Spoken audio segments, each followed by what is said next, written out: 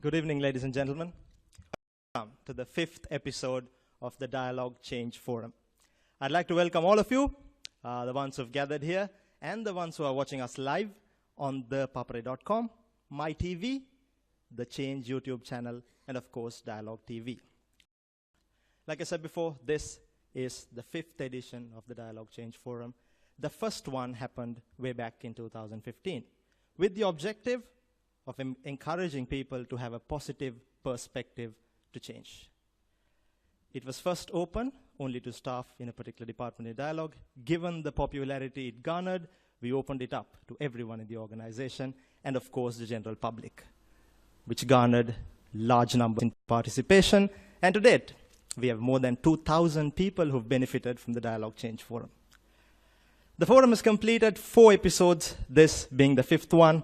The previous versions have had 16 speakers in total, coming from various industries and various segments of life, sharing their change story. From segments like the airline industry, sports, technology, entertainment, coaching, entrepreneurship, and it even featured the first Sri Lankan to have summited Mount Everest. Now we will take a look at a quick intro, which gives you a highlight of today's episode.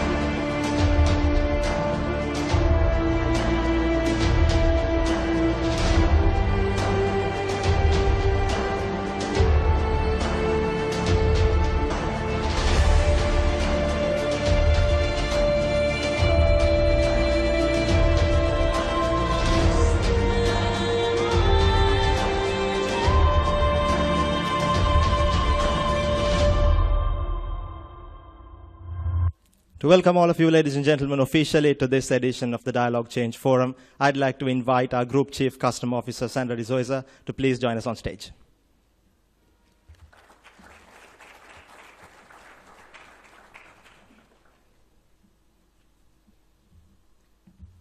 Thank you, Ajmal. A very warm welcome to all you lovely, wonderful change agents of the API Dialogue family.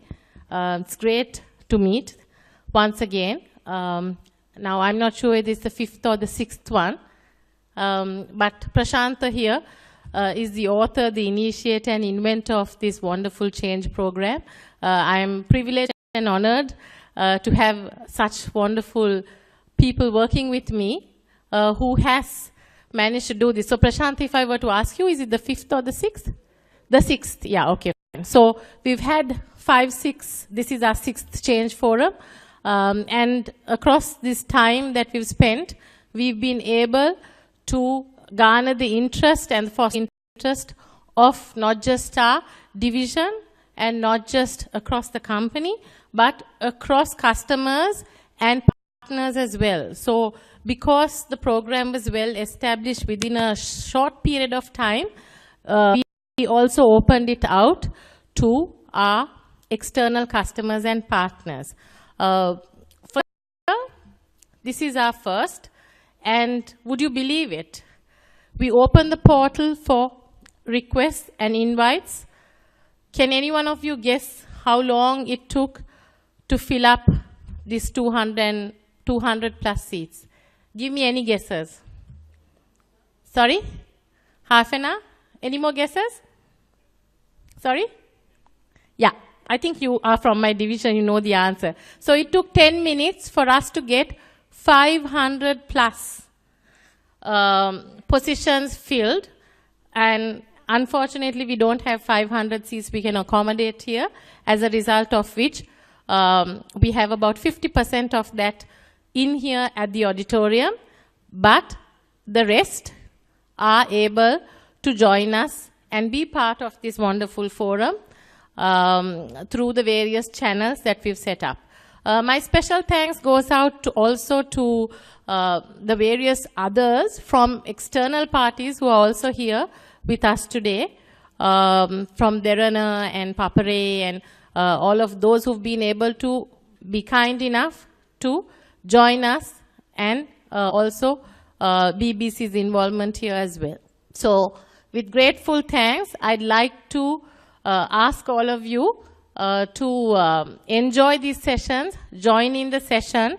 When it comes to the Q&A, please join in and be part of the Change Forum, an active part of the Change Forum. I'm just very quickly going to try to introduce two people that absolutely need no introduction. And I will start first with our superstar. Everybody knows Mahela. He's world-renowned. I don't need to give him an introduction. But the reason we have him here today is because not only is he just a superstar for cricket, but also subsequent to retiring from the national cricket team, I'm sure that's a change that is in your life. What does that feel like? So we would also like to try to understand from you, Mahela, the personal change in your life and how it is and what you're doing differently and your experience and challenges through how you're maneuvering this stardom, which of course you still have and you will have forever, and how and the impact of that that you bring about now in your life on a day-to-day basis.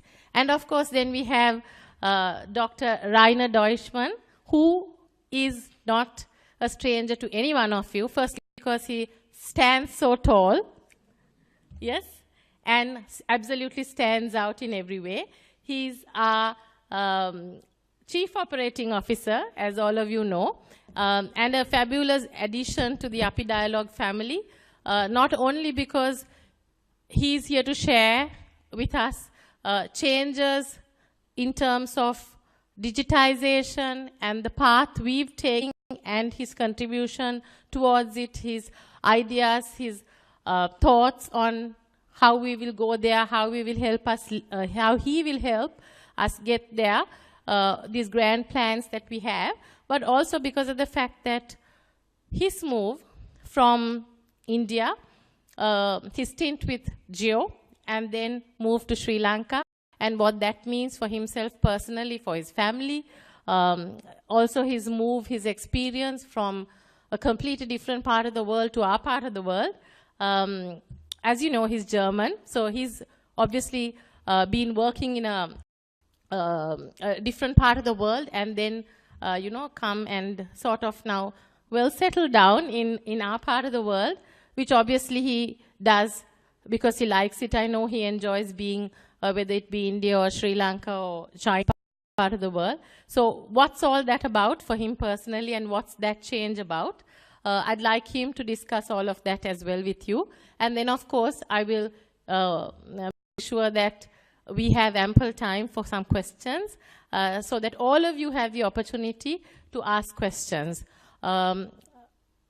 Consequent to that, I think we may also have a surprise visitor. And I'm saying surprise because it would be a surprise if he does come here.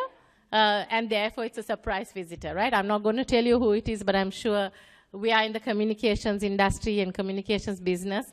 So everyone knows everything even before you start thinking about it or talking about it. So it may not be any surprise to you. The lineup and plan we have for you today. And I would like to request all of you to enjoy the next, couple of hours or 1.5 hours we have planned for you, and to take the time to spend subsequently. I know the most popular activity will become photographs with Mahela. Rainer, don't feel bad about it. It's just that's just how it is, right? Anywhere our glorious cricketers go, especially the likes of Mahela, everybody else, you don't care whether it's the President Donald Trump here, but Mahela is the star. Everybody stands to take pictures with him. And the rest of the speakers always feel like, what happened to us? We're left behind, right? But that's just that whole stardom effect that Mahela has. So please feel free, certainly, to have photographs of Mahela and enjoy all of that. And of course, we also have a third or a fourth star, one that is not so human, if you may have noticed. So we may also just go around to introduce third or fourth star latest venture, which also we'll hear about very soon. So that's part of the days. And just enjoy this session, and thank you so much for being part of the Change Forum 2018. Because of its popularity, we're planning and continuing to have the external forum as well, which we are now planning, and plans are underway. So probably in about a quarter, in the next couple of months, we will bring to you a program that can accommodate a wider and a larger audience, not just of staff, but also of customers, of partners, and everyone else who likes to be part of the Change Forum. So look forward to that as well in another couple of months. And thank you so much for being here. And thank you for your efforts and cooperation. A special thanks to my own team, who puts in a lot of effort, led by Prashanthan, to make sure that we, on our own, for no reason at all other than pure motivation, to bring people together and to bring speakers in the likes of Mahela and all others from the, the outside world, as well as from our own, like our own CEO and our COO and so many others who've spoken in other forums, to come and talk about change, what it means, and to establish this movement about change and what change means. The entire objective being, it's not for achievement of a reward, recognition, KPI, level 5, level 3, nothing of those things, just the pure passion of one person who's brought together a team, expecting nothing in return, and then grown it to what it is today and what it can be, to a movement, just purely on the motivation that change is good, change needs to be embraced, change is a wonderful thing, and asking all of you colleagues in the API Dialogue family to jump right in the middle, get on with being a change agent, because change is always only for the good, only for the better. And that is all that we want to establish, motivate, and inculcate in the API Dialogue family. With that, thank you so much. හැමෝම ඇවිල්ලා. ඔයාලා විතරයි අඩුවට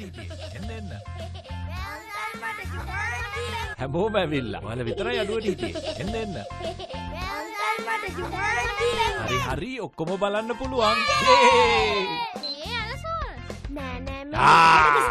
මේ බලන්න. මේ තෙරපොන්. මේ කලේ ඕන දෙයක් ක්ෂණිකව දැනගන්න පුළුවන්. මෙන්න ඔසීන්න ඇන්ඩ්‍රු කතා කරනවා. Hello Andrew. මුළු ක්ලික් එකම අද අපේ ගෙදර. පොඩි ලොකු හැමෝම අද අපේ ගෙදර. මේ හැමෝම සතුටු කරන්න අපේ ගෙදර සුපර් ෆාස්ට් ඉන්ටර්නෙට් වගේම ඇතිතරම් ඩේටා තියෙන්නේ ඩයලොග් හෝම් බ්‍රෝඩ්බෑන්ඩ් නිසා. සිල් සංගාන. අපි නෙක්ස්ට් වීක් එකෙත් යනවා. රයිට්. මගේ ඩයලොග් මගේ විදියට මගේ සුපර් හෝම් එකේ. ලංකාවේ අපිට නම් ඩයලොග් තමයි. Thank you so much, Sandra, for the welcome. I believe you've done a large part of my job too in doing the introductions for the speakers. If you've looked at the profile of the speakers who are supposed to come, you see that Courtney Walsh is missing.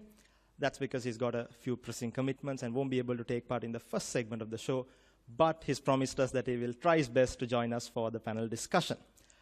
So for now, we have two speakers. I'd like to request the one sitting to come forward, because we've got a few unreserved chairs. You can make your way forward and occupy those seats, get a bit of what's happening, a panel discussion, closer pictures, all that is in stake if you want to come to the front. However, what I will do now is introduce our first speaker for the day. He is Dialogue's Group Chief Operating Officer and overlooks the group's business units, corporate planning, M&A, and corporate strategy.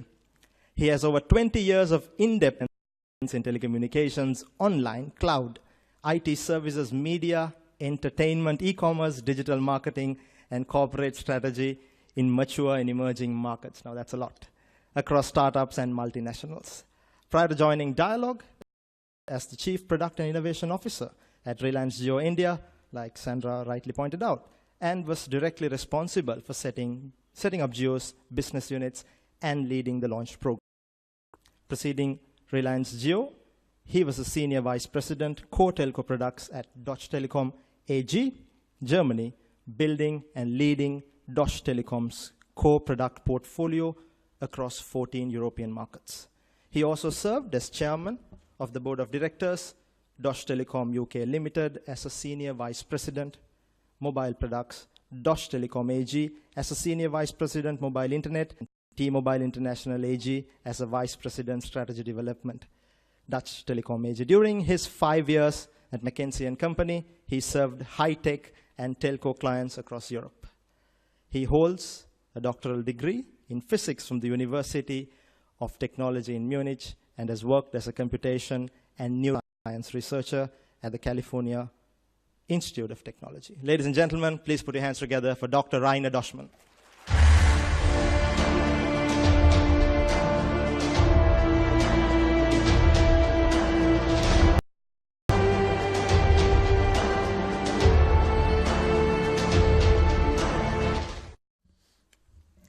Thank you so much for the two very kind introductions. I really love it. Thank you for inviting me. It's a great honor speaking today. Can't be a better topic than change. I might surprise even you, Sandra, because I could have talked about our own change program. We have a massive change program ongoing. All of you are involved. I don't do that. I could have talked about my own change program, which is my few steps that I've done earlier. I don't do that. I talk about change, however. And I start with basically yesterday an event which I'm quite sad. I start with a sad thing. I don't know if I should do that, but I do it. One of the most prestigious physicists has died. You know probably who it is, Stephen Hawking. Amongst many things that he has contributed to mankind, he has discovered that, for example, black holes are not actually black. I'm a physicist, as it was said in the introduction, so I thought it's adequate to start with a quote from him. And he was saying, our population and our use of the finite resources of planet Earth are growing exponentially, along with our technical ability to change the environment for good or for ill. So there are three profound statements in that quote. One is around the issues coming with the growing population. Second one is the fact that we have the fate in our own hand by means of technology innovation. And third, the fact that we are living in an exponential world. Now, what does it mean, exponential? I want to share a few thoughts around that themes, which might help you to give a few thoughts for your own life and for your own career. So exponential, I can explain, maybe all of you know what is called Moore's Law. Gordon Moore was one of the co-founders of Intel. And in 1965, he discovered a relationship. It's not actually a law, it's more a relationship, which was around saying that the number of transistors in an integrated circuit double approximately every 2 years. And actually it has been proven that that relationship between the number of transistors in an integrated circuit to double approximately every 2 years is holding true almost until today. In parts even with an accelerating pace, so it was doubling even faster. And even it has been shown that if you look at the computational power, that law or that relationship was even true before 1965, before he was discovering this for integrated circuits. It was true for the tubes, it was true for the switches when we did computation on a mechanical basis. Now the implications of that exponential development are very profound. Give you a few examples which probably you know, but it's just interesting. For example, if you look at the 3D printing. Now all of you know what is 3D printing. In 2007, when the first kind of 3D printers came about, you would have paid $40,000 US for a 3D printer. Today, you're spending not a few $100s. When drones were first coming into existence, you would have spent 100,000 US dollars in 2008. Now you can buy this as a toy for $100. LiDAR sensors, which are the key enablers for self-driving cars, as you might know, because they are mapping the depth of the direction that you're looking into. They have been coming for about $200,000 in 29, and you can buy them for $100 today. Sequencing of your entire genome, reading your entire plan in your cells, would have cost you about 10 million US dollar when it was first possible in 27. And I've done my genetics test a year ago with 23andMe for 99 bucks. Last example is on solar cells, again a different example, but also striking. When it first started to become really commercial, you would have paid about 30 US dollar for a kilowatt hour. Now you pay less than 10 cents, even about 6 cents per kilowatt hour for cells. So all of these relationships are coming because it's an exponential improvement of the performance based on technology and innovation. Now the human brain, however, has one issue. The human brain grasps exponential behavior.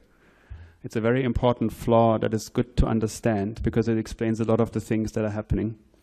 So if I explain exponential with a simple like human examples, if I take 30 steps along this direction with one step about a meter, I would have walked obviously 30 meters. If I would have taken 30 exponential steps, which means I'm taking one step and then I'm taking a step that is double the size and I'm taking a step that is 4 times the size and so on, I would have circled the Earth 26 times around. Right? So it's imaginable what the difference is between 30 steps linear and 30 steps exponential. So companies have failed because the managers of companies are humans still, and the humans cannot cope with exponential behavior. Good example that I find interesting to always look at is the Kodak example. I think most of you might still remember Kodak. I'm not sure all of you.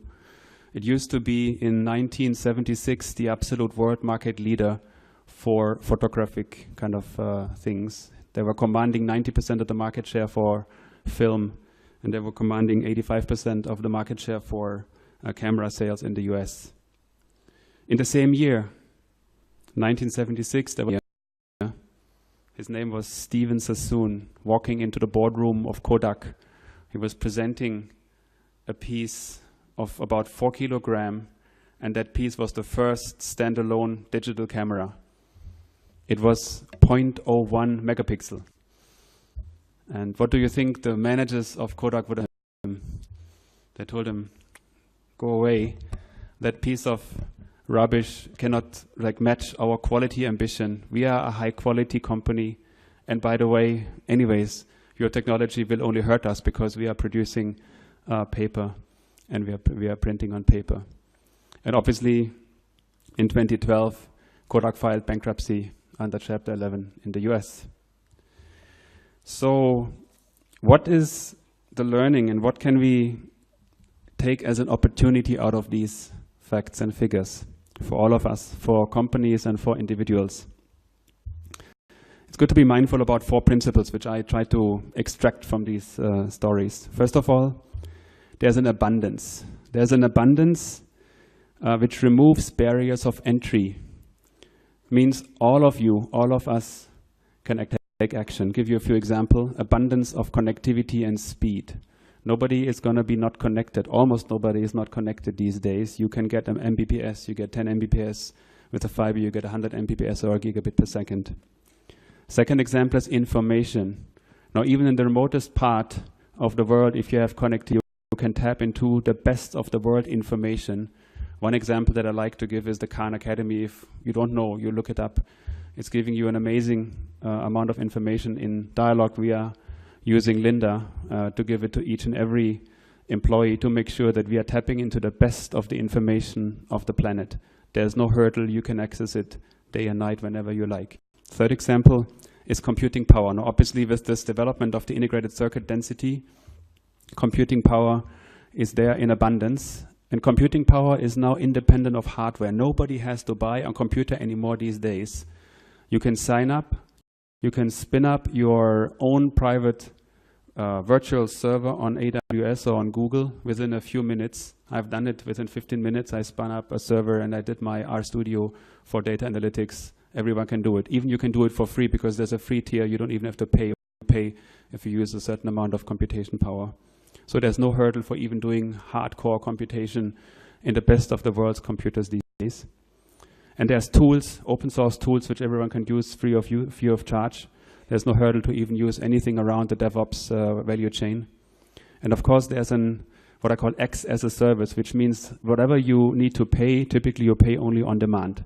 So there's no entry hurdle that prevents you from even starting. If you use more, ideally if you make more money, then you only pay more.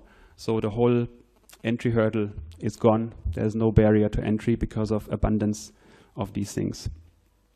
Second, in our exponential world, the only constant is change. And I think that's to the core of what the presentation should be about. The only constant is change. And of the exponential world, the rate of change is only increasing. Right? It's not only changing, but we are even increasingly changing with a higher speed every single day, every single month, every single year.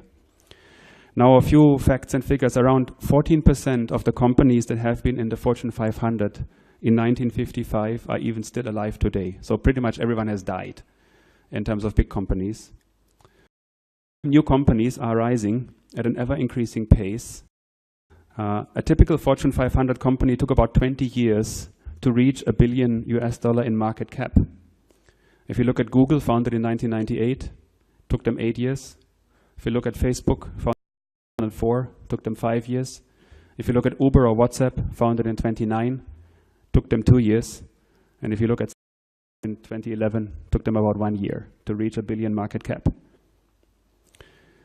And as I said, constant learning is the absolute requirement, and it's your opportunity, because if you look at the business competency, which used to be about 30 years a while ago in 1980s, the business competency is outdated within a few years these days. So you cannot rely on knowing something today because it's outdated tomorrow. That's why you have to be constant learning.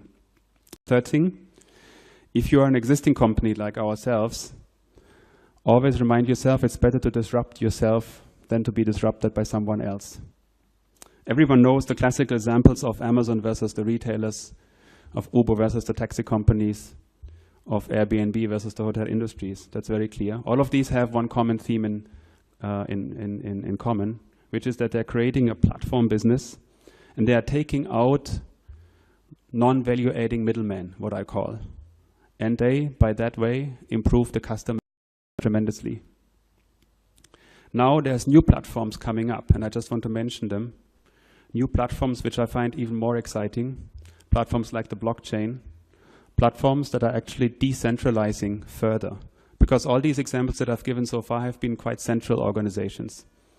Now with Ethereum, a smart contract engine, and distributed applications, you will see that even those earlier disruptors are going to be disrupted very soon if they don't move on. Which I find very exciting. Again, it's your opportunity. Don't believe that WhatsApp is there forever. They will be disrupted if you do the right thing. The fourth theme is saying that your competition, if you are a company today, is not necessarily the other big company out there. Your competition is the plethora of small and innovative startups and companies, small and innovative teams that are coming very and embracing the opportunities of change and exponential. So small teams. In 2014, as you might know, when WhatsApp got acquired by Facebook for $19 billion, WhatsApp was 50 engineers. 50. That's the size of a company with that market cap. If I look at the startups today, or the unicorns, what I call today, with a market cap of $1 billion or more, typically they are not more than a few tens to a few hundreds of people. You don't need thousands and thousands of people to be a successful company these days. Because again, entry hurdles are so low. Larger organizations like ourselves, what we are doing is we are starting to progressively dissolve hierarchies. We don't really care so much about hierarchies. We care about business, we care about innovation, we care about getting the right people on the topic and empowering them. That's why we talk about agile teams. That's why we talk about cross-functional teams. That's why I talk about agile delivery. Also, we are shifting in that way to become much more competency-based. So we're looking at UX experts, we're looking at product managers, we're looking at front-end developers, we're looking at back-end developers, we're looking at QA people. All the right people only come together, and you typically have a handful, maybe 5, maybe 10, maybe maximum 15 people to deliver one of these innovations. So I think we are living in great times of change, of exponential change. I think it's on all of us to embrace the opportunities. Pick your passion and create an MVP is my plea. MVP stands for minimal viable product. You don't have to do a big thing, start small. My daughter has done it. When she was 9, she published her first application in the Google Play. So I think if she can do it in a weekend, you also can do it. Thank you so much.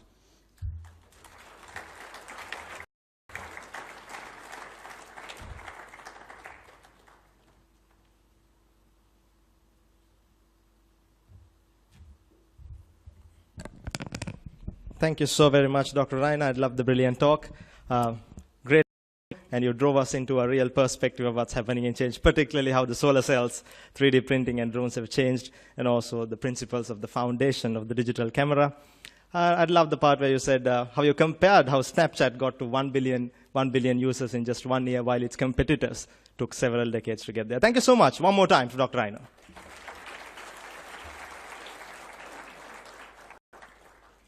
Up next, I'd like to introduce to you our second speaker. He is a former Sri Lankan cricketer and the captain of the Sri Lankan cricket team. He's regarded as one of the most great or the best batsmen the country and probably why the world has seen as well. His highest test score, 374 against South Africa, is the highest test score by a right-hand batsman in the history of test cricket and is the 4th highest in the world. He carries a rare record of having more than 10,000 runs in both tests and ODIs. His international awards of many include the ICC Captain of the Year in 2006, Wisden Cricket of the Year in 2007, the ICC Spirit of Cricket Award in 2013. In 2006, he also shared the world record partnership of 620 runs alongside Kumar Sangakkara, which is the highest test partnership for any wicket in test history. Following his career as a player, he was signed by the Cricket Board as a batting consultant in 2015, and further in 2017, he was appointed as the coach of the Mumbai Indians for the 10th edition of the IPL, in which the Mumbai Indians went on to win. I am sure most of us here have cheered loudly for him when he scored that 100 in the 2011 World Cup final, when he raised his bat to denote the highest test partnership in the world, when he made 374, if not for all this, at some point in his magnificent career that spanned over 17 years. In the unlikely situation, you have cheered this man before. Here's your opportunity to put your hands together for Mahela Jayawardena.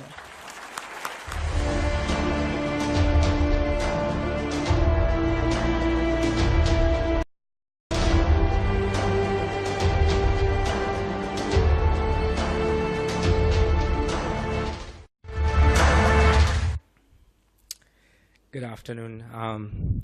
Thank you very much for that introduction. And thank you very much for Dialogue for inviting me for this Change Forum. Ryan, a great speech. I don't know what about just cricket skills, but you'll definitely be a very good opening batsman for us to follow up. In exponential way, yes.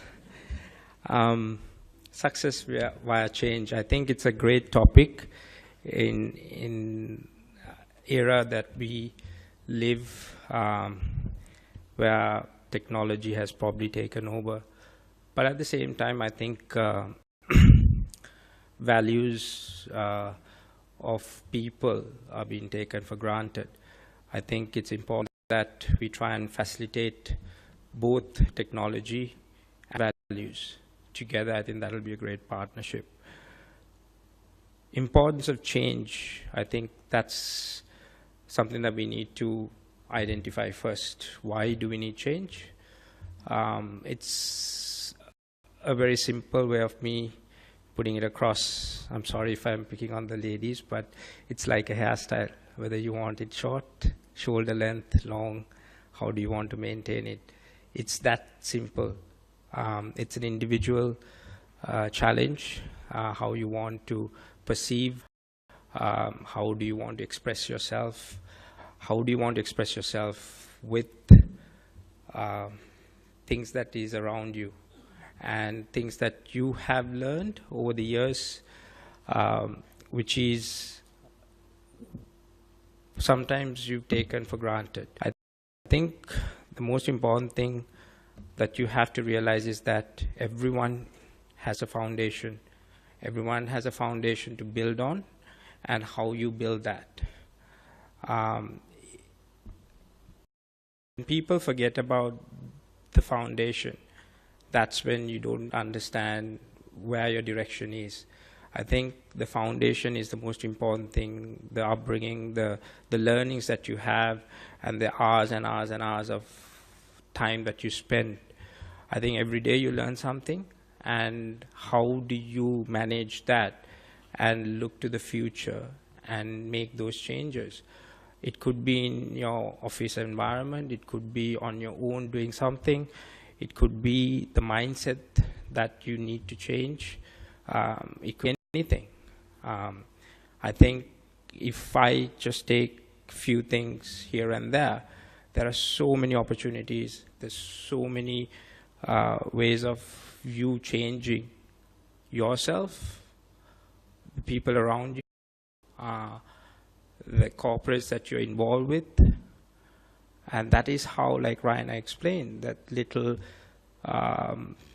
changes have evolved over the years, and where we are right now in 2018.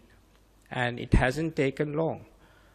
Maybe from the 1920s to come to 1970s, it's taken 50 years, but since then, the changes have happened so quickly. Some have taken 20 years, some have taken. So the speed that we are traveling right now, I think there's no room for complacency. There's no room for people to think twice, but to evolve and embrace change. I will take few anecdotes from sports to see whether that can be related to the changes that we had to make as cricketers. Obviously, you saw my mate smiling away in that advertisement. We both made our international appearances about a year apart, 2 years apart, but we realized that the modern day cricket was going in a different direction. And we needed to make changes. And obviously, the domestic cricket structure that Sri Lanka possessed at that time didn't allow us to do that. But we alone started thinking differently. We were looking at ways of us individually, how can we improve, how can we change our training methods, how can we be different to what everyone would perceive us, because the technology was catching up. The analyzing methods were much, much better. So if we play to a certain pattern, it's quite easy for our opponents to see our weaknesses. So we then started training differently. We kept changing the way we bat, the way we look at test cricket, how we looked at one-day cricket later on. Obviously, latter part of our career was T20 cricket. So the technology played a big part, but at the same time, that instinctiveness, that how we want to evolve us to a different level. And that is where we got challenged, and that is where we tried to be different. And yes, we make mistakes. When you try to be different, there is room for mistakes, and you shouldn't be afraid of that. Without making mistakes, you will not learn how to get things right. It's the ones who actually put their hand up and acknowledge that you made a mistake, but the processes that you had followed, if it's right, and then you will realize where you made the mistakes, and then you can still make those changes and move on. So that was the early part of our career, how we had to adapt. And then the second part of our career was something that was interesting. We realized that we had to prepare ourselves after cricket. And I know it's a huge a mental barrier that you have to go across as a professional cricketer. You know what you have been, you've learned since I was probably 8 years old, been training day in and day out to be a cricketer. And then you know that at one point I have to give up that. And you have to prepare yourself, you have to be ready to acknowledge that that change is going to happen. And then you make the decisions, how are you going to do that? Because Sandra rightly said the fame is obviously something that you will recognize, but at the same time it's a different fame. You know, you're not playing for your country anymore, and you're not going to be in the limelight anymore, which is brilliant. I enjoy that, not being in the limelight, not have to bear the burden of, you know, playing for Sri Lanka, which I've enjoyed, which I was very proud of. But it's a different thing, and you try and set yourself goals beyond cricket and see what works for you. Where do you want to challenge yourself? Whether it's business, whether it's a different area or whatever. So those are changes that you as individuals have to make and be ready for. So we made those adjustments quite early before we had to retire, and we were quite prepared and ready, and we knew the exact time that we needed to move on. So in life, I think you need to be bold to make those decisions and be ready for that. And in some areas, like I earlier said, you will make those mistakes, but you'll never learn without making mistakes. And change, anyone, is wonderful. Don't be afraid of it. In which capacity, however you want to do, that's always going to give you a challenge, and you should embrace that. Everyone says think outside the box. What is thinking outside the box? It's not, there's no box actually, you need to think laterally. But end of the day, there are fundamentals that guides you to think outside the box. Some of the destinations that you need to arrive is pretty much the same for a lot of the people. It's how you get there. Whether the direction that you're taking is the right path, or can you find other ways and means of getting there. It's not about how quickly you get there. Get in there. And along the way, different challenges comes, life challenges. You know, it's family, it's marriage, it's kids, various other things for everybody, because we're all humans. So how do you make those changes and at the same time get to that positions that you all strive for in life and be part of that? For me, something has worked, and this was told to me when I was about 19. 20 was a cricketer, ex-South African cricketer. Didn't play much cricket for South Africa because of the apartheid. A guy called Barry Richards. So Barry did a coaching stint with us for 2 weeks. And initially when he said this, as a 20-year-old, I did not understand that. It took me some time to realize how strong those 2-3 words were. He said, control what you can control.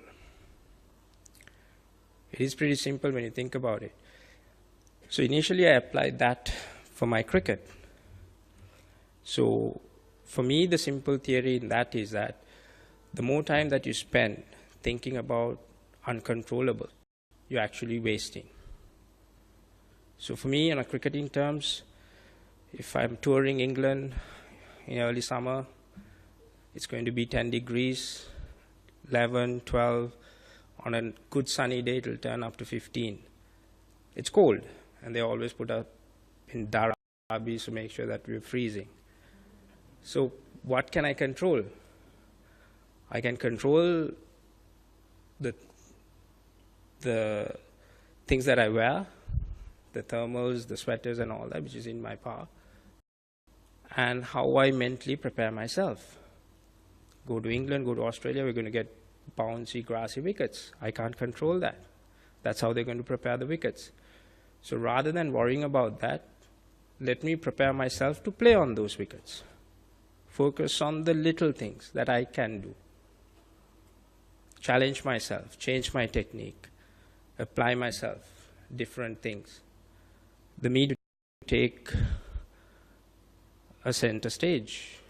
They're going to, abuse us, do things, not, write us off. The fans are definitely going to abuse us. But I can control that. I don't have to read newspapers. I don't have to see the news. I can completely avoid that. Listen to the fans. I mean, English fans or the Australian fans. So, the thing is, I try to control things I can control. And that makes things much simpler. And you have better focus in driving yourself to push yourself. And that's one way of out of the box. Simple as that. So then I apply that for my day-to-day life, my everything, how I approach things. So I only control what I can control. And to leave a thought, I'm a very proud Sri Lankan. Very proud Sri Lankan. It doesn't drive me to be the race, the caste, or whoever we are. We're born to this island nation, and there's no other place for us to go. So I think let's control what we can control. Let's be the best we can. And let us fight to take this country to the next level so that we could be very proud Sri Lanka. Thank you very much. Have a wonderful afternoon. ශ්‍රී ලංකාවේ අංක 1 සහ වේගවත්ම ශ්‍රී ලංකාවේ අංක 1 සහ වේගවත්ම ජාලය Dialog within prepaid 4G home broadband දැන් connection එකක් සමග GB 20ක් නොමිලේ පහසුවෙන් top up කරන්න ගස්තු නැත ඔබේ නිවස හෝ ව්‍යාපාරය 4G broadband සමග බලගන්වන්න Dialog අනාගතය අදයි හැමෝම ඇවිල්ලා. ඔයාලා විතරයි අඩුවට හිටියේ. එන්න. හරි ඔක්කොම බලන්න පුළුවන්. බලන්න මේ තෙරපොන්. මේ කාලේ ඕන දෙයක් ක්ෂණිකව දැනගන්න පුළුවන්. මෙන්න ඔසින්න ඇන්ඩ්‍රු කතා. Hello Andrew. මුළු ක්ලික් එකම අද අපේ ගෙදර. පොඩි ලොකු හැමෝම අද අපේ ගෙදර. මේ හැමෝම සතුටු කරන්න අපේ ගෙදර සුපර් ෆාස්ට් ඉන්ටර්නෙට් වගේම ඇතිතරම් ඩේටා තියෙන්නේ Dialog home broadband නිසා. සිල් සංගාන. අපි next week එකෙත් යනවා. right. මගේ Dialog මගේ සුපර් හෝම් එකේ. ලංකාවේ අපිට නම් Dialog තමයි. ශ්‍රී ලංකාවේ අංක 1 සහ වේගවත්ම ජාලය Dialog within prepaid 4G home broadband දැන් කනෙක්ෂන් එකක් සමග GB 20ක් නොමිලේ පහසුවෙන් පප් කරන්න මාසික ගස්තු නැත ඔබේ නිවස හෝ ව්‍යාපාරය 4G broadband සමග බලගන්වන්න Dialog අනාගතය අදයි. Right, thank you so much, Mahila. I think it was a lovely talk. Right from the point where you started on how you need to change early, adapt to change early, identify what's coming your way and the relationship between how you and Kumar managed to identify it early and bring it to life. Further, I think you ended off with this line, but better rich and stole, control what you can control. I think this is not only a line that will motivate change, but also inner peace and also keep your focus on where you need to keep it. Thank you so much, ladies and gentlemen, one more time for Mahila Jayawardene.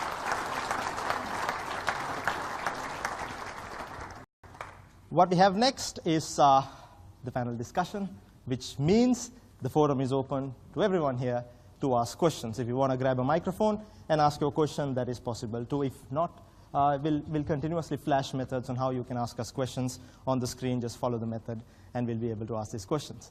To do that, I'd like to first invite our speakers to join me on stage, Mahela Jayawardena and Dr. Rainer Dashman. Ladies and gentlemen, for that.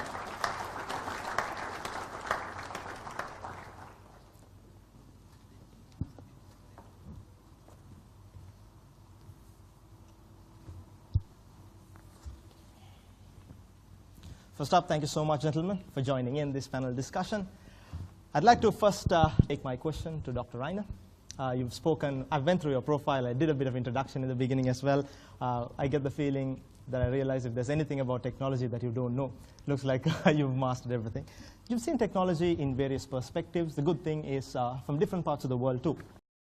You're here in Sri Lanka in one of the tech leading organizations. Do you think the level of technology usage in Sri Lanka is satisfactory, or is there a step we need to take ahead? I think everyone has to take a step ahead. There can be nobody that says, and I try to convey this in my little words, nobody can say, I know it. I think it will be a foolish kind of a statement. It's really about continuous eagerness to improve and a continuous openness to question ourselves.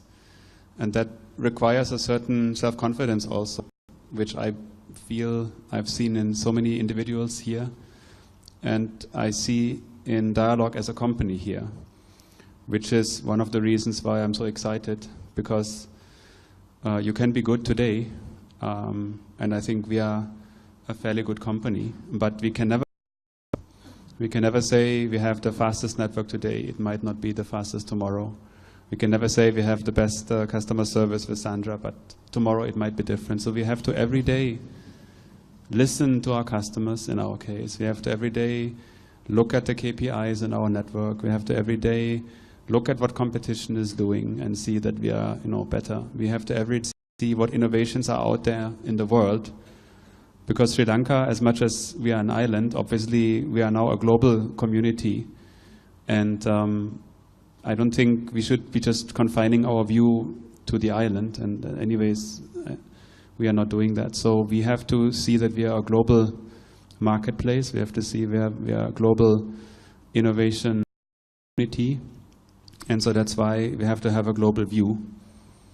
So I think you've boiled down to what you said in the beginning. Change is the only thing that's constant, so everything else does change. Given that there's no point of saying we're good or we're bad, because it changes every day. Thank you so much, Dr. Rainer. Next question I'd like to ask. So here's the deal. Before I do get to Mahela, the questions that you do send in will be moderated and sent over to me through the mobile phone. If I find anything fascinating, push it right away.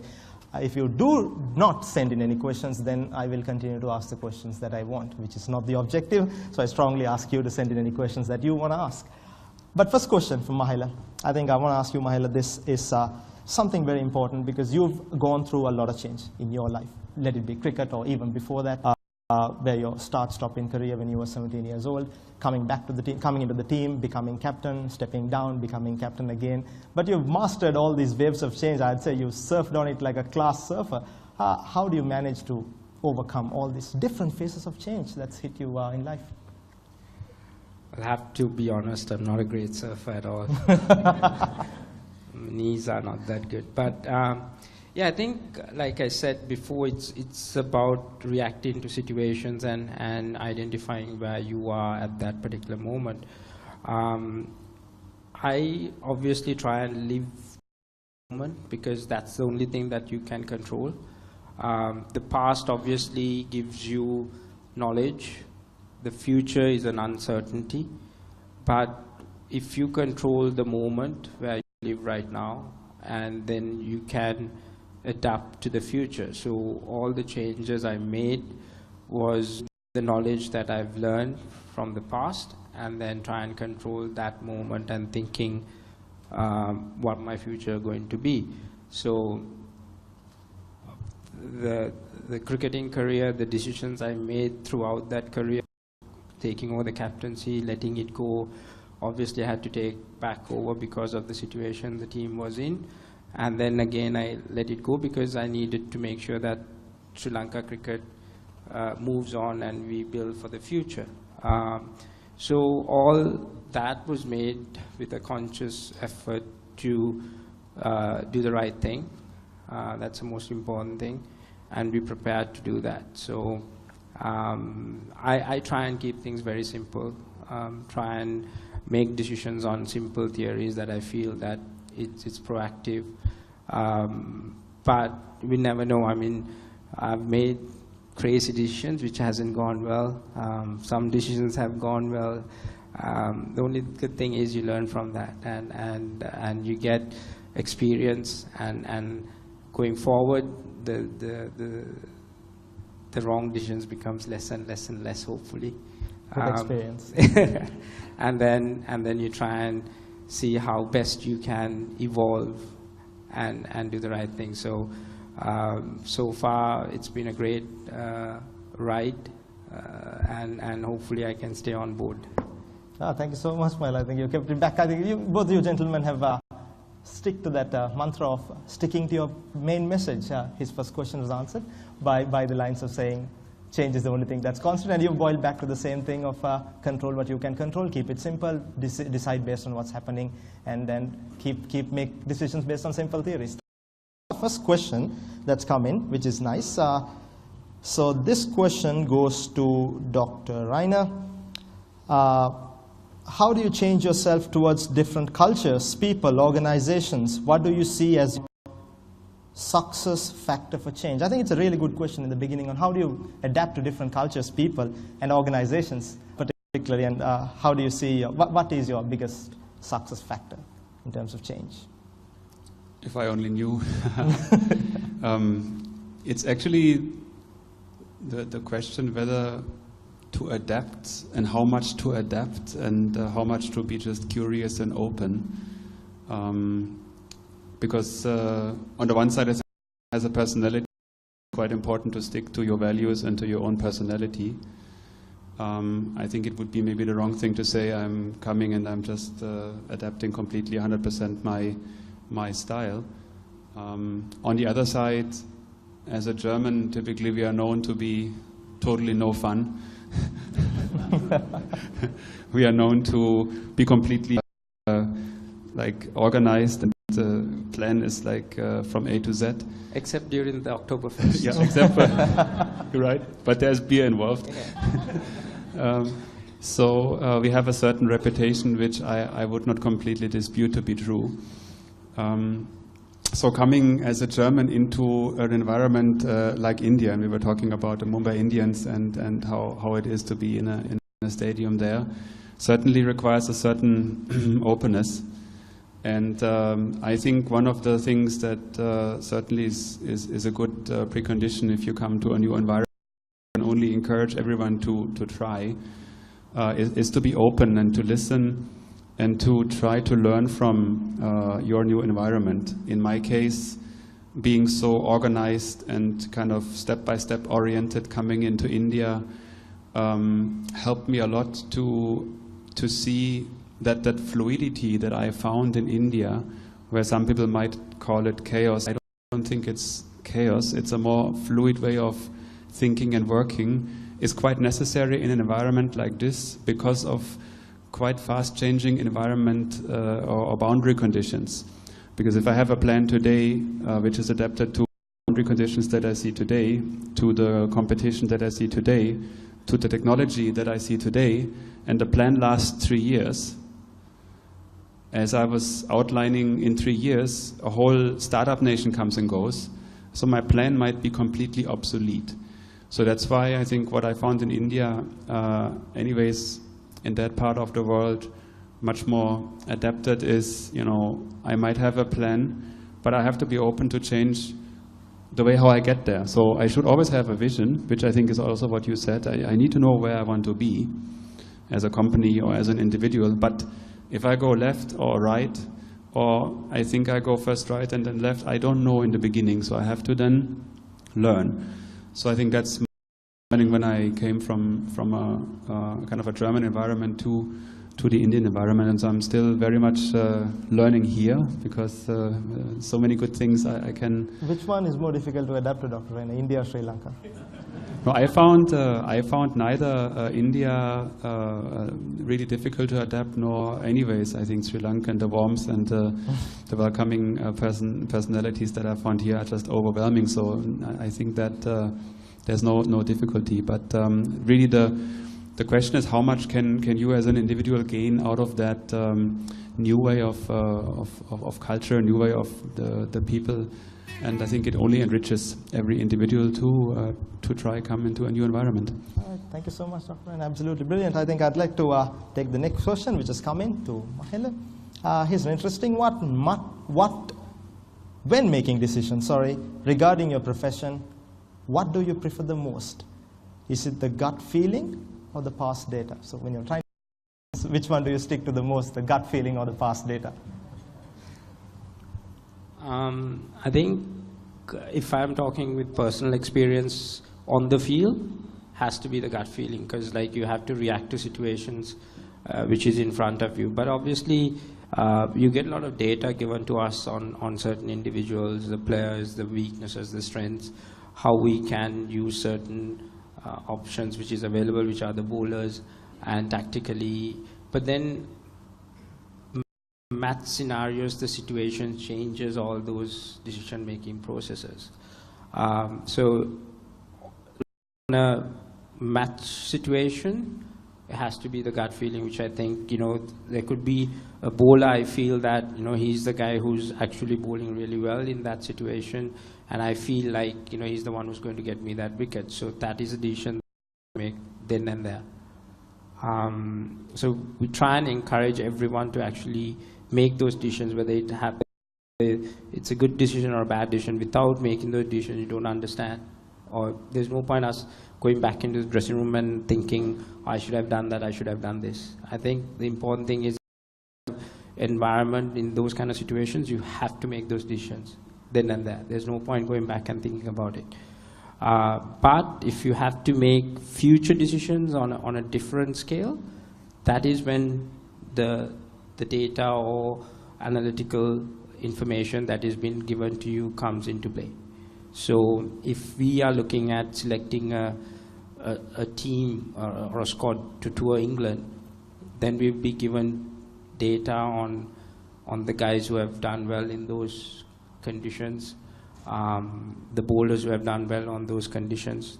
Then we make decisions on that given data and see who's in form, and then make those kind of decisions. So there are different ways of you making decisions, whether it be gut or whether it be backed by data and an analytical point of view. But you have to be open for both options, and you have to be prepared to make those decisions. And that is where sometimes people have to change their thinking to adapt to all situations. Thanks, Mahela. I think you went into a bit of detail with that. Since we've got here, I want to ask you this question. It was in my script somewhere in the question and answer. I'm sure this is going to come in. You've been the coach. You are the coach of Mumbai Indians. That team now has star-studded players. I'm asking this question because the answer to this can help us learn on how we can manage people sometimes who are senior to us, who are much talented than us. You'll never in our team, and you might have to manage them. Now, you have had players in that team like Michelle Johnson, Rohit Sharma, Lendl Simmons, and a lot more. Now, these are star-studded players. What do you really do to go in there fresh and demand authority or demand their control, or get them to listen to you? Is there a mantra to do this? Or? The first thing is that you cannot demand respect. You have to earn respect. So at no given time, you cannot demand anything from anybody.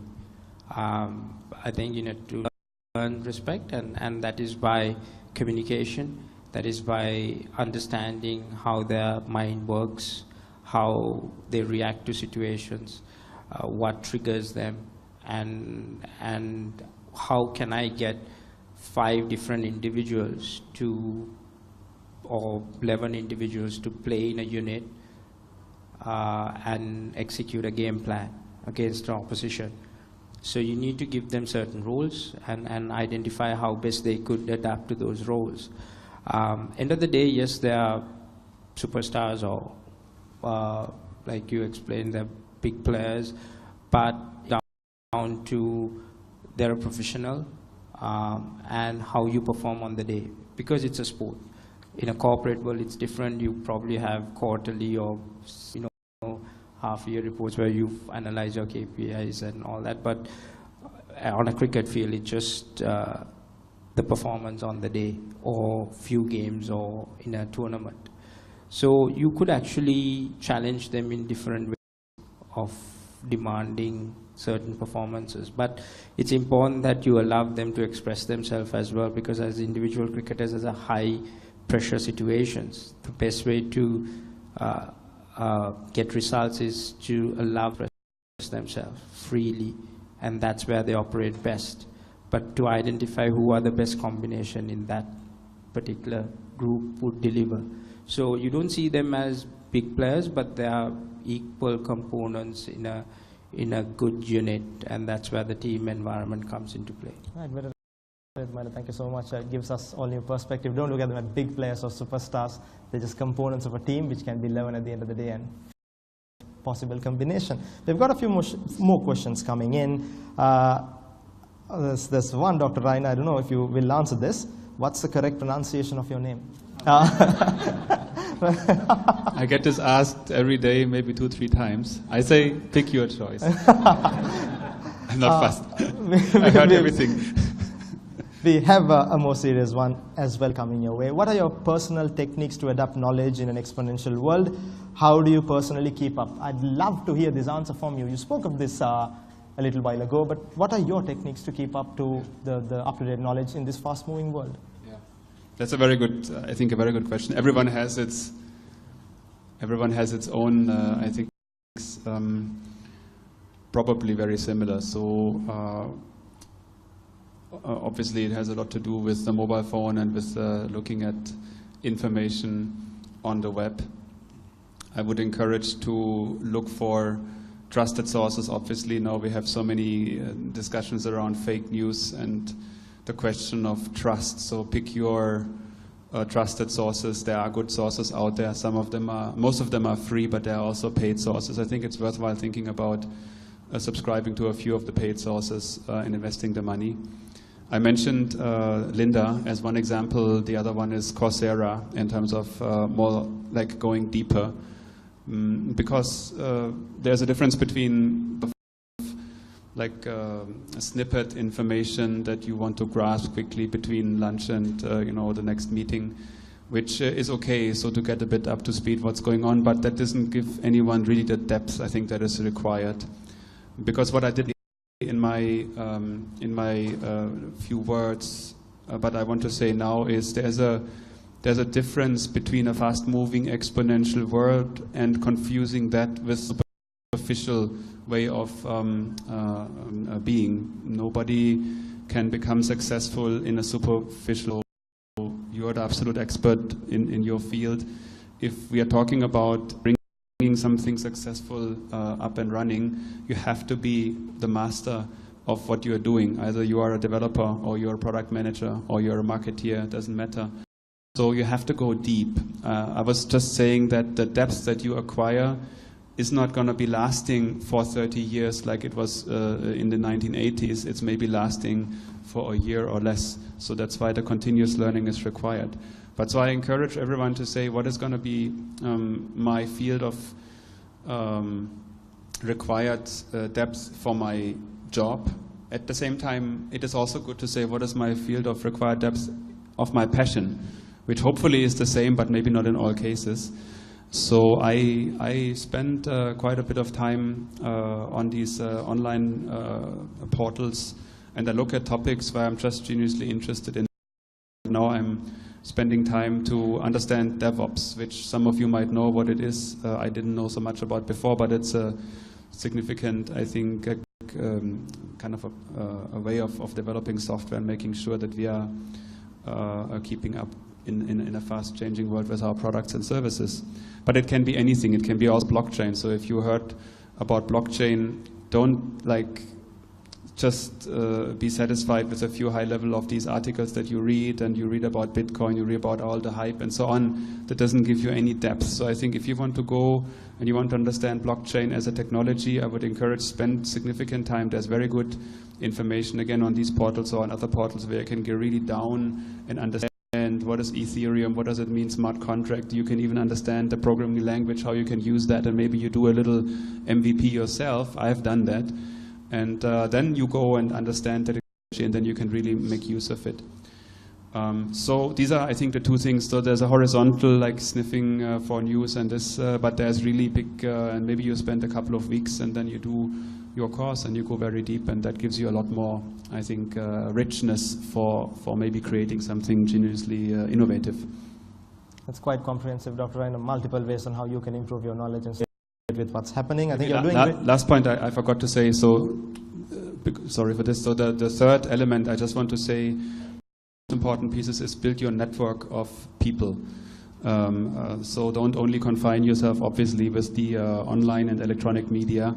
I think one of the most important things for all of us is to build a network and talk to people, because many of the things that are really important you cannot even find necessarily in a written form. So it's really having a network out in the world, beyond, as I said, the island, of course. And now these days there's no boundary for anyone to have physically to move, because I can run a video call, I can of course do email and messaging to tap into the knowledge and to have an exchange, or even have a virtual group for some experts. So that's maybe the third one in terms of how you should keep up to speed. Thank you so much. I think it was a worthy addition, comprehensive, and there are multiple ways you can do this. You guys are doing quite well with the questions. I've got a lot flowing in, moderated questions coming in. Here's one for Mahela. Ever since you and Kumar retired, Sri Lankan cricket has changed a lot. So it is changed for a question coming about. So you know what this question is. Do you think you retired at the right time? Definitely, yes. Because I think there were few things that we had to decide at that particular time, and the age, she was telling you a different story. The next World Cup is next year, middle of next year, so that's 4 years away from where we stopped, and we knew that we couldn't be physically or mentally right for that World Cup, so we needed to give the team time to develop. So that was one decision. For me to leave Test cricket, I thought, it was a clean cut. When I finished one-day cricket, I should be moving away from Test cricket as well, and then start fresh of what I wanted to do. And obviously Kumar stayed a year longer so that the transition was smoother. Was it something that you guys already agreed on? Not really. I mean, these are things that we've spoken about. I mean, obviously we talk on those kind of decision makings, and obviously Kumar and I are partners in a lot of the other ventures that we've started later on, because we complement each other well when it comes to understanding what's right and wrong and going forward. So he's the good-looking one, I'm the brains, so that's how it works. But I think what you have to realize is the changes that needed to be made with the national team and what has aspired after us. Obviously, everyone knew that we were going to leave, and whether they were ready as an organization. So that people will say that, okay, it's our fault, but I don't think we were the decision makers in that process. We were still professionals playing for your country. I think that responsibility lies with the organization, whether they plan for the future and how structured they were. I think that is where things needs to be changed. Adaptability and future planning needs to be done. Coming back to whether we retired at the right time, it's always good to leave at a time when, as a professional, when you're right at the top, that's something that we felt was right. And at a time where people would say, why and why not? So that's a big difference between that. So if you're still asking why we left, and I think that's a good position for us to be in. It's not a selfish. And the question is still there. It's been 3 years, and the question is still there. So it's not a selfish way of thinking, but it's then you know you had made the right decision, and rather than people asking why aren't you, so yeah, that would have been a really bad situation to be in then. What now? So thank you so much. Boiling back to what Imran Khan, I think, said in his Colin Cowdrey lecture, you must always retire when you're at your peak and not be at the mercy of the selectors, and you've adapted that. And the results of, I don't know, Sri Lanka hasn't been doing that well while you were there, but I'm sure we'll improve in time. No, I think with any team, we have to be patient and give them time to adapt. And I mean, it is well documented where we have gone wrong, obviously, in the last 2 years since the changes were made. We were not consistent, and that is due to us trying too many things, too many players, not allowing players to set rules and allowing them to have the confidence. And you're talking about young cricketers who are learning the trade, and when you have a first-class cricket structure which is not developing cricketers that quickly, they actually learn to play international cricket on the job. While they do that, they have to learn all the pressures, all the the techniques and various other things that they need to learn. So it takes their time. So, but if you're then making changes, if you're failing, you're leaving them out of the team for a while and then bringing them back. So there's no consistency. So it took some of the youngsters longer to adapt to the system, and I think right now things a bit settled. So hopefully we are about a year and a half away from the World Cup, and hopefully we can have a settled team going towards that. That's it. The same thing all of us hope as well. Thank you so much, Mahela. We've got another question. There's a question that's come about structure as well. I'll hold on to it. I'll bring it to you after I take the next question to Dr. Rainer. Dr. Rainer, this is the question. With the developing technology and it getting better than humans every day, isn't there a risk that human involvement will no longer be required one day? Yeah, that is a very good question. Now we come to the philosophical part of the session. Everyone, I'm sure, has their own opinion and viewpoints. So, as you were talking about the decision making, and you indicated already there's the 2 time frames when you have a more like immediate decision to take, which is what you call more a gut feeling, and then if you have some more time to take decisions where you have the fact base and you can do analytics.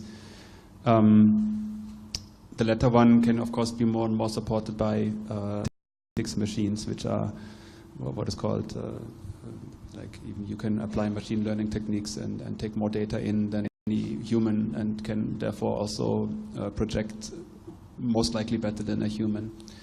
Now the difference between that computation and this kind of real-time computation becomes less and less as the computers are becoming more powerful, which means in the end, if you project it out, pretty much you can say that decision taking, even on the short time scale that you were mentioning, more and more will be covered by computer programs.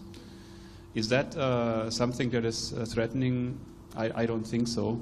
So far, the artificial intelligence that we see is very defined in terms of the topics that we apply them to. So one example is we are very much looking into what we call chatbots for supporting our customer care agents, and Sandra could talk much better than me about this topic because she's leading the initiative, to say that for specific areas where there's a large knowledge base around products and services or around problems that we have seen with customers, if somebody, obviously a chatbot is very capable of answering a specific question, and if he's then outside of his knowledge, then you can default to a human. Now again, here maybe the area of competence will widen. So if we project it out again, we can assume that the conversational capabilities of bots also will increase. So over time, what is called the Turing test, in terms of can I detect whether this is a machine or a human behind the wall that is having a conversation with me, most likely will be passed more and more around topics by computers. Now my more philosophical view, and now we are like talking about things in an evening also, if we project it out, will there be this notion of human versus machine? I think differently, be more a merger, whereby the humans will be more and more supported by machines, or you can of course have the other perspective of the machines will be supported by humans, doesn't matter, because these are only two perspectives. And that's going to be the future. We see today already that with certain technologies we can augment our own capabilities, be it like glasses, be it on the medical side. I mentioned about the gene sequencing. Now there is technologies where we can do gene editing. Essentially you are firing up your word processor today and you edit your text. Tomorrow you fire your gene processor program and you edit your genes. That is reality today with CRISPR. So I think in the future more and more complementing the human capabilities with machine capabilities, and it's not like one against the other. Is my view. You can have a different view, but I see it positively as long as we, keep the mind around that change, and we are not stepping aside. If someone wants to step aside and says, no, I try to stop the exponential development of what I tried to outline, I think that might be a mistake. So I think it's good to be always abreast of change. All right, thank you so much. So it's how much you're intact and how much you're in with the game. You can, if you're up there, you can still remain with the game and continue to go ahead. Milo, the next question for you is about this whole thing about the structure. So you've been a real big advocate of correcting the structure of cricket in Sri Lanka, making it really good so the best players come through. What has happened is, just a few days ago to an Indian newspaper, Sri Lanka Cricket Board President has claimed that you and Kumar have a lot to do in Sri Lanka cricket's future. And he said that there's nothing wrong with the structure. There was something wrong in the structure. Both of you couldn't have come in. Both of you came into cricket through that structure. What really needs to change in this structure, Mahila? And what is stopping us from making those changes? I haven't seen the newspaper article to start with. The argument is that, yes, we produce cricketers in that structure. We won a World Cup. We probably won 2 World Cups. But we came into 5 finals, World Cup finals. There's a huge argument, which is correct. But that all happened because we had a group of players who evolved and who did things on their own and was trying to be different. And that group of players came together at a certain era, which helped. But at the same time, just because, like the doctor said, if we think that system is going to have more cricketers come in the same way, then we haven't changed. Clearly so for us to keep up with the rest of the world and to be competitive, then we need to change. And we need to see what other countries are doing. And if you're not tapping into that and see how best we could beat them and be the best team in the world, then we're not making those changes. So just because that a system worked for us in the past 15 years doesn't mean that same system will, well, if they want to take that chance, then good luck to them. But what we've seen in the rest of the world is how best they are changing. And it's a simple theory. I mean, we have a first-class cricket structure which has 24 teams. Australia has the same population, has 5 teams. India has 1.5 billion, they have 30 teams. We have 20 million people, we have 24 teams. So we are diluting our talent, so we're playing quantity rather than quality. So while we keep the club cricket structure going, we need to come up with a plan that at a much higher level our domestic cricket, get the cream and then play a competition which is much more competitive and challenge them and see who are the best who could represent Sri Lanka.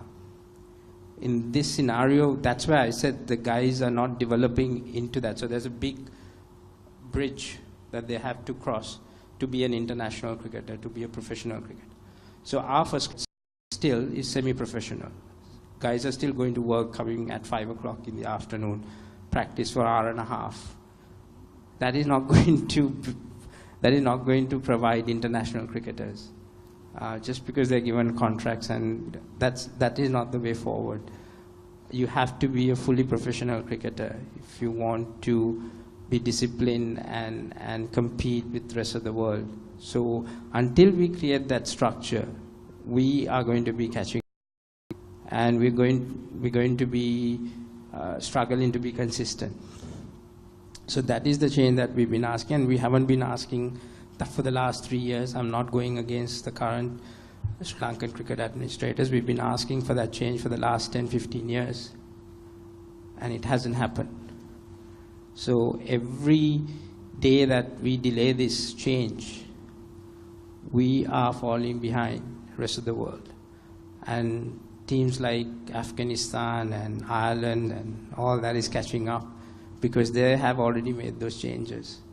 So unless we are open for change and embrace that, we're going to struggle to a certain extent, but we still produce talent, and then we will have players who can take responsibility and develop while they play international cricket and evolve. Yes, we will, because we have a naturally gifted players who this country will keep producing. But if you depend only on that, then you will not have the consistency that we're craving for at that level. Absolutely. I think you've made absolute justice to the question with that answer. You can't depend on luck every time and wait for that magnificent player to come. You've got to get the system right so that the good players are pushed up. Finish off, I think, love the line. If they're trying to use the same technique they used 15 years ago, good luck to them. Right, Dr. Ryan, I've got a question coming your way, which is about balancing work life. I read it, let me, yeah, here's the one. You're the best example of work and personal life. Being the group COO of a big corporate whilst being married with 5 kids. What's the secret? Is there a secret to do this? Because if you tell us a secret, that's going to be worth $1 million. But on a serious note, how do you do it, Doctor? The secret, I can tell you, the secret is a great wife. And in brackets, a great nanny. So, but seriously, that is a very important question. I think of us, we have to think what are the priorities in life. We have to make a choice how much time we spend with the family and friends and how much time we spend with work. I personally do not make that much of a difference between life and work, but that's my own way of looking at it, because I feel we are spending so much time at work, or if work is sport, the same thing, a lot of time we spend. So if that is not my passion, somehow I'm wasting my time. So I think we should, rather than asking whether this is life and work, where do we want to work so it's my life.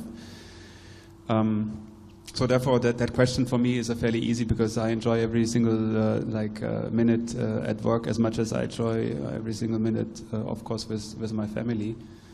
And sometimes at work we have to also, have a private conversation with our colleagues, and sometimes even at home we might have a professional conversation with our colleagues as well. I feel in terms of stress, there is 2 types of stress we might want to be mindful of. I think there's a positive stress and there's a negative stress. And everyone has to observe in terms of what kind of stress do I have. I feel a negative stress is characterized by not being in control and not being in charge, feeling like driven by outside factors. Could be my boss, could be, I don't know, timeline to fulfill, could be something I really don't have much in control. So I think these we have to very much be cautious about. We can't completely avoid, I think, negative stress, but largely you should be careful and be mindful about not being in negative stress situations. Positive stress, however, I feel if I have a let's say a product delivery where I'm working towards a deadline, and then I see the product actually, has come alive, and I can test it and I can give it to people and they enjoy It might be a stressful, and it might be a long working hour kind of a week, but it is rewarding, right? And this is maybe even good because it keeps us awake, and it is something that we want to have. So distinguishing between bad stress and good stress may be important, but my personal thing again is I don't see so much work and life. For me, the life as such is precious, and as we are living longer and longer, however, still in night, there are people that are saying that we are going to be transcending into an infinite life, which connects to my earlier answer to say that if we are merging more and more technology and humans, maybe at some point in time we can say we live infinitely long. But I don't trust so much yet that is going to be hitting me, so I still enjoy the life right here and there. That lovely said. If you love what you do, then you don't feel like working. You're entertaining yourself throughout. We've got 10 minutes, a little less than 10 minutes now. So we've got a lot of questions coming in. I've asked most of them. Here's an interesting one, Mahela, for you. What would you have become if you didn't become a cricketer? I don't know if you've answered this question before, but at least I haven't heard it from you. I don't know. I mean, it was a decision that I made when I was about 18, whether I want to pursue my studies or have a go at cricket, being a national player. So obviously, if I didn't make the ranks, probably I continued with my studies, and it would have taken me in a different direction. But I'm so happy that I made the left rather than the right, because this was my passion, and had probably pushed me to become a better person and a better individual and learn a lot more. And you know, because like Doctor said, you need to do something which your heart desires and have that passion to do that. So yeah, so I have no idea what would have become.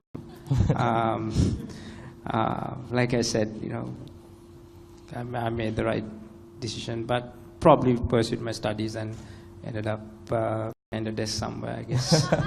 And Sri Lanka would have lost an amazing right-hand batsman. Right, so what happens is we've got a few minutes left, and I want somebody to probably pick up a mic and ask a question for yourself. You haven't been... Yes, here's Charita. Can we send a microphone to you? Yeah, you can shout out if you're loud enough. I'm going to ask this because I believe the answer is important to people not only in this room but maybe watching as well. This is a bit of a tough question, I think, but carries on from what you ended your speech with. You, if I'm correct, came from a school that was very majority heavy, fairly insular background. Except for sport, you may not have been exposed to a lot there. But having been on a very diverse team, led a team, and being on a wider stage, what would you want to share with the younger people, particularly who may not have sadly even been exposed to other bits of our culture? What would you want them to know? Oh, it's a brilliant question. I think we learn about life through experiences, and every stage in your life you learn something. And I grew up, I was 6 when the Civil War started in '83. I literally grew up in that war for 25 years or so, could be more. I almost lost 2 of my friends who got caught to 2 bombs. One of my friends lost both the parents on the same day, the Peta bomb. And having gone through all that, like I've obviously, social media, I've put it across when this happened, that you don't wish that to happen to your next generation, and not for my kids or anyone else's. I think for the next generation, the most important thing is to understand the values, because I feel that we are going away from our values. It doesn't matter which religion that you are, or the race, or the caste, or ethnicity. I think each and every religion preaches the same thing: good values. And once you go away from that good values, that's why I started my speech with, yes, the technology is important, but the values are as well. And for a country to evolve and to pursue the end goal that where we all want to be, like Rainer says, we shouldn't look at as an island nation, we should be looking global, we should be challenging the rest of the world with the talent pool that we have. Our talent pool is actually, it's not commodities, it's actually the people. What this country is producing is intelligent people. And that is how we should look at this country.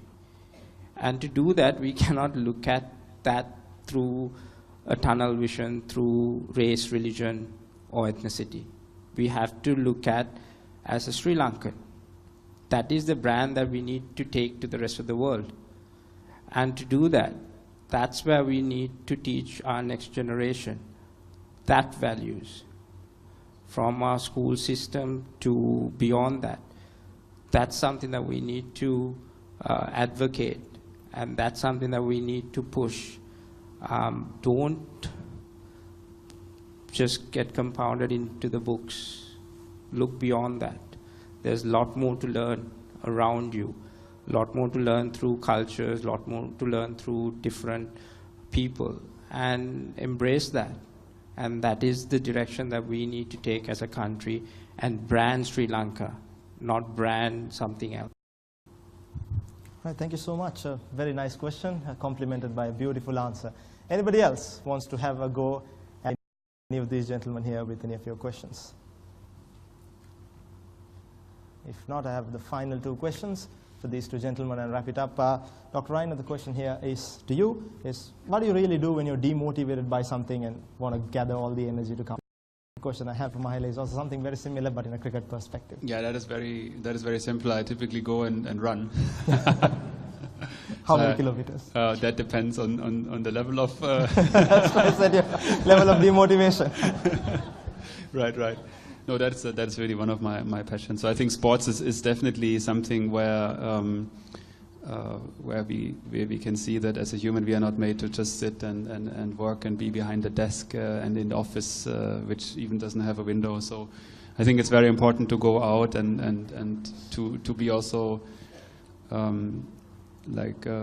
be physically active, because in a healthy body you will have a healthy mind. In mens sana corpore sano is what the Latin word is. So I think it's very true. We can't be just working and sitting and eating and drinking. We should be active.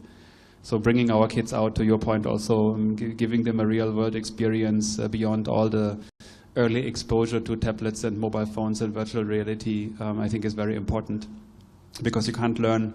Actually, again, as a physicist, I'm just referring back to research which shows that the brain development as such is dependent upon a certain sequence of physical exposure to the real world. So if you would have a kid that really only grows up with a 2D screen, there is going to be an impact on the real development of that particular kid. So I think we should be all cautious, all like openness to technology, and certainly my kids grow up with technology also, but limit the time or the screen time.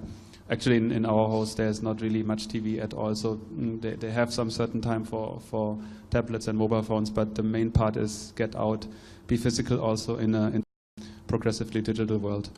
Absolutely. Love the line you said, healthy mind is always found inside a healthy body. Mahela, something very similar about coming back from demotivation or failure. You've been in, nicely drafted question, you've been in a team that lost World Cup finals 4 times. I wouldn't have even asked this question if we didn't make up in 2014. I'd let you forget that. But 2014, 2 of the times that we failed, in the final you were captain. How do you manage to recollect everybody after such massive failure? There's this famous photo in the 2012 T20 World Cup that happened in Colombo. We lost to West Indies at the presentation ceremony. You see the whole Sri Lankan team standing there with zero reaction, absolutely disappointed, not what happened. But how do you roll back from a situation as such 4 times to come back and win something like in 2014? Yeah, it was devastating for a lot of us, and like you said, if we didn't win the 14 World Cup, that group of players would have walked out with a monkey on our back, thinking that we never did that, but we were lucky enough to win a World Cup. Each and every time we lost a World Cup final, we did not know exactly what hit us. But how we gathered our thoughts and how we managed to get together as a group was that we realized that we are a tiny nation and we are challenging the rest of the world. And we've got to 5 World Cup finals within a space of 10 years.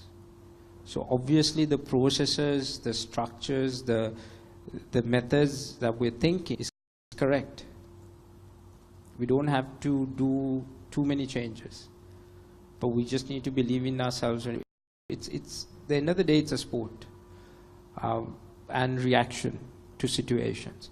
And 4 years of hard work comes down to one day or a one session, or could be a one over, and that makes a difference. So we needed to simplify and say we just need to go and enjoy those finals a bit better. We need to back ourselves and express ourselves and be proud that, you know, we are representing our country, and enjoy, because it took us 5 World Cups, but we won one as a group.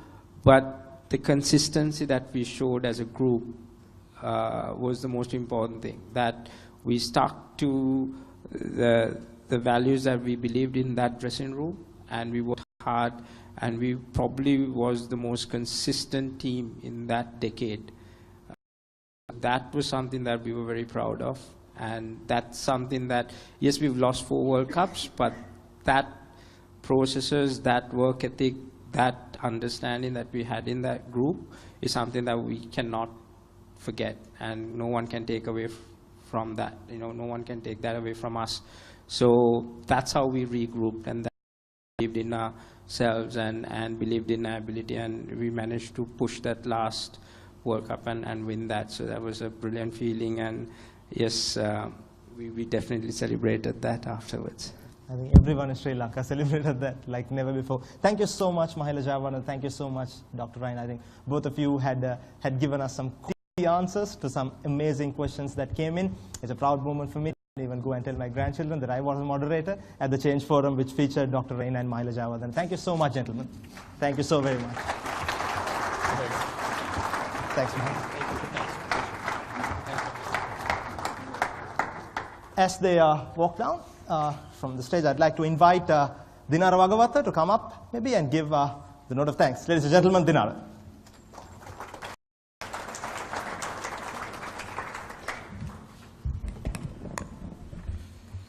Okay. Is it a good evening? Come on, guys. You got the best cricketer in this world and a Dutchman who's with us. Can we have a... Was it a good evening or not? Yes. Thank you. So I have got the chance to say the thank yous, which is the most easiest one, rather than sitting there. Right? So first and foremost, I would like to thank you, Mahela. The only MJ, I would say the second MJ I know after Michael Jackson.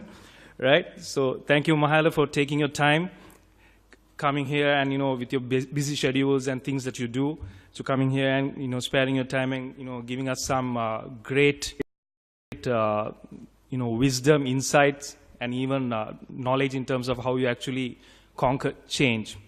And Dr. Raina, our very own doctor, thank you so much for accepting as well. And Charlie Austin, I would like to thank him for arranging all the, you know, the administrative sides as well. Then our media partners, who BBC, Daily Mirror, our very own Papare, and the big organizing committee from the Change Forum, led by Prashantan. Thank you guys for the amazing organization that you did with all the, you know, discussions that you had with Dr. Raina, Mahela to get this thing coming in, right? And then, most importantly, to our very own GCO, Supun Veerasinghe, and Sandra D'Souza for giving the guidance, the vision for this entire program, which is running on the 6th consecutive time ongoing and is counting. So thank you so much, Sandra, for giving this vision in terms of carrying change and displaying change to the entire world, the entire dialogue community, as well as Sri Lankan, as well as international. And last but not least, I would like to thank Farik and Naveen Peris for being the sponsors for us for digital as well as dialogue broadband, for making this event a success as always. And just to keep a word just before I leave, from all this change and the entire discussion we had, there was one piece that was always repeating and coming up, which is, if you really want to change, you need to do this, which is making your decisions, whether you really want to change or not. So I would like to hand over back to Ajmal to take you through the, conclude the event. So thank you very much. And you have been an amazing crowd right throughout from 3:30 until now.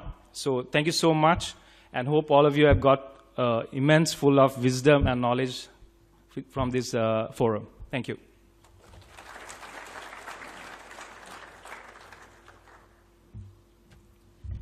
Thank you so much, Dinaro. Like I said, we are getting to the conclusion of today's event. I'd like to invite Sandra to come up on stage to hand over the tokens of appreciation to our speakers. You can do it there too?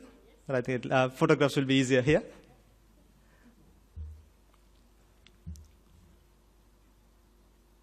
Only because, like Rainer, I can't make up on the stage. Between two sports, if he's jumped up on stage, I have to take a longer walk to walk. Get all the way there. About the gene pool, if I had a chance to exchange some and make a difference, Rainer, can I borrow your genes for 1 foot more? Modification, right.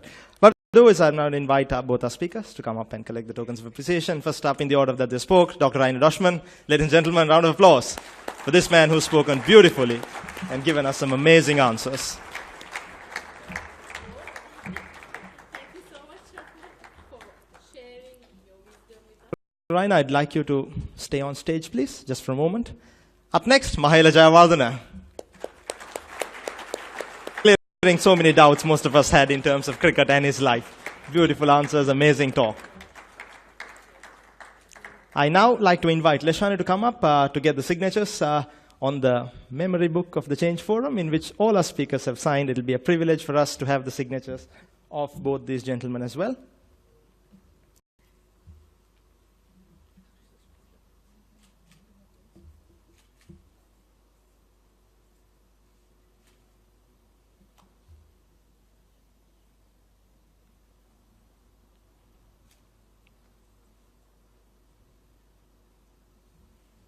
Mahel has done it. Dr. Rainer will now mark his presence at the Change Forum 2018 that just concluded.